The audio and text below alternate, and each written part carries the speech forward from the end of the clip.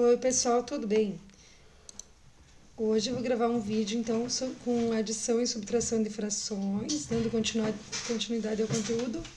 Porém, a gente vai trabalhar nos casos em que os denominadores são diferentes, certo? Então, o que acontece, né? A gente aprendeu que para somar frações, quando elas têm o mesmo denominador, ou seja, foram divididas em partes iguais, é bem fácil, né? Basta somar os numeradores. Porém, hoje a gente vai ver esses casos aqui. Olha o que acontece. Temos aqui então dois círculos, né? Vamos dizer assim, duas pizzas que vão ser divididas. Ó, essa aqui vai ser dividida em 4 partes e essa aqui eu vou dividir ela em 6 partes. E deixa eu arrumar, tá muito feio. E essa aqui foi dividida assim, melhorou um pouquinho, né? Então, aqui eu vou fazer um desenho pegando uma parte e aqui eu vou fazer um desenho pegando as partes, pode ser. Então, vamos lá. Qual é a fração que representa esse desenho, né? Eu tenho aqui 1/4 e qual é a representação desse desenho aqui? Então, eu tenho 2/6. Vou deixar 2/6, né? Poderia ser também 1/3. Agora, se perguntasse, quanto que eu comi, né, de pizza? Eu comi 1/4 dessa e mais 2/6 dessa. Vai ser, essa quantidade vai ser qual quantidade total? Qual é o total? Vejam que como os denominadores são diferentes, é um pouco difícil da gente conseguir responder, porque são tamanhos diferentes, né? Então vamos lembrar, as frações, né, são representações sempre em alguma coisa dividida em quantidades iguais. Aqui eu tenho quantidades diferentes, eu não consigo juntar essas duas coisas enquanto elas têm denominadores diferentes, porque é como se não fosse a mesma coisa, né? Mesma coisa que eu precisasse juntar laranjas e bananas, são coisas diferentes, então eu não posso juntar. Então eu só consigo, né, juntar, somar ou subtrair fazendo frações equivalentes, certo? Então, assim, como é que eu vou fazer? Eu vou encontrar um múltiplo comum entre os denominadores, né, de preferência usar o menor possível, ou seja, a gente vai usar o MMC, certo? Então, assim, como é que eu faço? Aqui estão os passos que a gente vai seguir. É uma das formas de resolver, né? Tem outras formas de resolver e a gente vai estar resolvendo das outras formas também nesse vídeo. Encontrar o MMC entre os denominadores. Aí eu vou pegar esse MMC e dividir entre cada denominador e o resultado multiplicar por cada numerador. Assim eu vou estar escrevendo as frações equivalentes. Somente depois que eu vou somar ou subtrair os numeradores e simplificar quando possível, né? Então nós vamos fazer esses exemplos aqui, ó. Vou somar 2/4 com 3/8. Vou fazer aqui e eu vou fazer de várias formas, né? Porque não tem só usando o MMC, certo? Então, assim, vamos resolver das várias formas possíveis, certo? Então, assim, ó, o que eu preciso fazer? Eu preciso achar, eu vou fazer aqui, ó, primeiro sem fazer o MMC. Preciso achar um múltiplo comum entre os denominadores, certo? Ou seja, um número que eu possa dividir pelo 4 e pelo 8. Então é só pensar na tabuada do 4 e do 8, já que são números pequenos, que números que aparecem lá nos resultados da tabuada do 4 e do 8. Eu tenho 8, tenho 16, tenho 24, mas o que é sugerir? A sugestão, né? Usar o menor possível. Então eu usaria o 8, certo? Se você não conseguir pensar apenas na tabuada, você vai fazer o MMC. Então eu vou fazer aqui num rascunho o MMC. Tem muito aluno que não gosta de fazer o MMC. Se você é bom na tabuada, então não é obrigatório fazer o MMC. Como é que eu vou fazer o MMC? Vou pegar o 4 e o 8 e vou fazer a fatoração completa deles, né? Dividindo então pelos números primos. 4 eu vou dividir por 2, que dá 2. O 8 eu vou dividir por 2, que dá 4. Vou continuar dividindo por 2. 2 dividido por 2, 1. 4 dividido por 2, 2. Agora eu vou dividir por 2 novamente e aqui vai chegar no 1 e acabou. Como é MMC, eu vou multiplicar os fatores, 2 vezes 2, 4, 4 vezes 2, 8. E vou encontrar o 8. Né? Então aqui eu posso apenas pensar na tabuada e vou encontrar o MMC de cabeça mesmo. O que eu vou fazer agora? Dividir esse MMC por cada denominador, em ordem. Então, 8 dividido por 4 dá 2. O que eu faço com esse 2? Multiplico pelo 2 que está aqui em cima, ó. Dividir em ordem, então 8 dividido por 4, dividir pela primeira, deu 2, multiplico pelo 2, vai ser 4. Ou seja, eu peguei essa fração e escrevi como 4/8, que é equivalente a 2/4. E vou somar, agora eu vou copiar o sinal da adição, 8 dividido por 8 dá 1, e 1 vezes 3, 3. Então, aqui, ó, 3/8, equivalente a 3/8. O que eu fiz? Escrevi duas frações equivalentes, só que eu juntei em uma só. Agora que eu vou conseguir somar. 4 mais 3 é 7 e vou copiar o 8. Vou ver se eu consigo simplificar. 7 é um número primo, né? Não vou conseguir simplificar, então ficou por aqui, certo? Outra forma de resolver, que também dá certo, e eu vou mostrar para vocês podem fazer da forma que vocês quiserem. Também é conhecido como método da borboleta, mas vou fazer aqui sem fazer aqueles riscos de borboleta que daqui a pouco confundem, né? Então, assim, mas quem tiver interesse, procura lá, método da borboleta.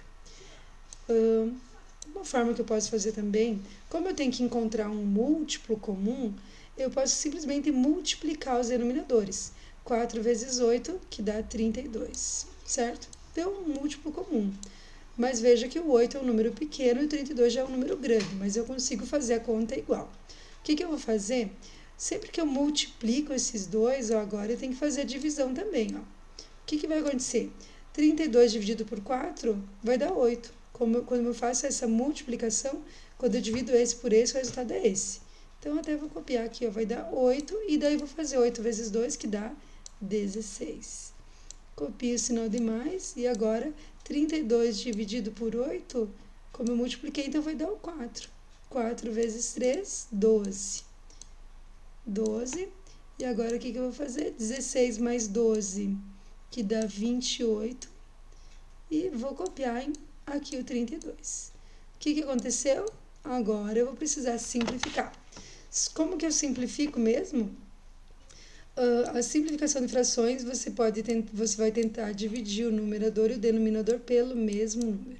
Pode ser qualquer número que você consiga pensar. Uma sugestão é dividir pelos números primos, que é bem fácil de usar os critérios de divisibilidade e tentar dividir. Mas aqui o 28 e 32, se você pensar um pouquinho, ele aparece na tabuada do 4, né? Então, eu posso dividir os dois por 4, que é mais rápido. 28 dividido por 4, 7. 32 dividido por 4 vai dar 8, certo? É o mesmo resultado. Qual é a diferença, né, entre essas duas resoluções? Aqui eu tive um pouquinho mais de trabalho porque eu tive que fazer a MMC, mas cheguei no mesmo resultado. Aqui não tive muito trabalho no início, apenas multipliquei, porém eu tive o trabalho de simplificar depois. Qual das duas que estão certas? As duas, tanto faz. Cada um vai fazer da forma que achou mais fácil, né? Que entendeu, tranquilo, as duas vão certo. Olha aqui, ó, vamos apenas pensar. Quem aparece na tabuada do 5 e do 6? Tenho 30, né? Certo? Eu tenho 30. Se você não conseguir pensar na tabuada, você vai, igual de qualquer forma, você vai ter que pensar na tabuada, porque para fazer o MMC tem que pensar na tabuada, né? 5 dividido por 5 dá 5, o 6 eu copio. Vou dividir o 6 por 2, que eu devia ter começado com 6, né? Mas vai dar tudo certo também. 5 vezes 2, 10. 10 vezes 3, 30. Ó, também achei o 30. Então, fazendo o MMC, ou pensando na tabuada, ou também eu fazendo 5 vezes 6, vejam que dá 30. Então, aqui, qualquer forma que você faça, você vai encontrar o 30. E agora, 30 dividido por 5, 6. 6 vezes 2, 12.